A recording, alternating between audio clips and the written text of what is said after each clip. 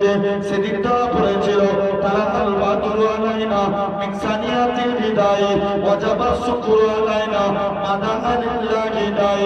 ও যুবকেরা, আল্লাহ নবী মদিনায় তশরিফ নিয়ে চলে আসলেন। মদিনার যুবকেরা বারে বারে পড়ে আল্লাহ নবীকে এক জায়গায় গোল করে ঘিরাও করে নিল। আল্লাহ নবী বলে, এ মদিনার মানুষেরা, তোমরা আমি নবী আমাকে কতটা ভালোবাসবে। মদিনার যুবকেরা, মদিনার তরুণেরা বলেছিল, ও নবী মনে কষ্ট নেবেন না, যতক্ষণ আমাদের শরীরে জানটুকু বেঁচে থাকবে আপনার ক্ষতি হতে দেব না।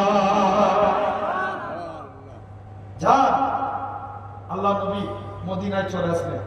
সাহাবারা সব মক্কা ছেড়ে কোথায় হিজরত করেছিলেন? মদিনায়।